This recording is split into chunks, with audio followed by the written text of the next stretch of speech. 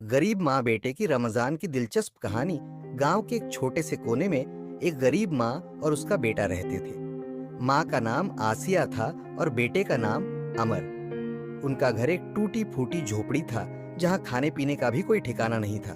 लेकिन आसिया हर साल रमजान के महीने में पूरे रोजे रखती थी और अपने बेटे को भी यही सिखाती थी कि भूख और प्यास सहने का असली मकसद दूसरों की तकलीफ को महसूस करना है।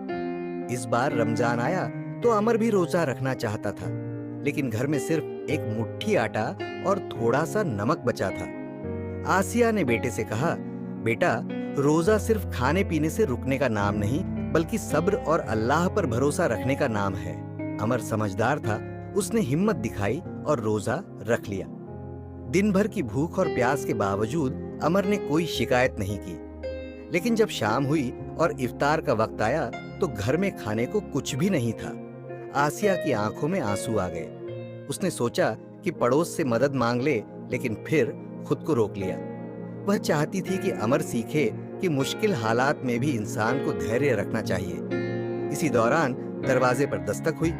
आसिया ने दरवाजा खोला तो देखा कि पड़ोस की एक अमीर महिला खड़ी थी। उसके हाथ में ढेर सारा खाना था। वह मुस्कुराकर बोली, बहन, मेरे घर आज बहुत ज्यादा खाना बन गया था। सोचा आपसे पूछ लूं कि आपको जरूरत तो नहीं। आसिया की आंखें नम हो गईं। उसने शुक्रिया अदा किया और खाना ले लिया। जब अमर ने यह देखा तो उसकी खुशी का ठिकाना न रहा। उसने माँ से पूछा, अम्मी, क्या अल्लाह सच में हमारी दुआ सुनता है?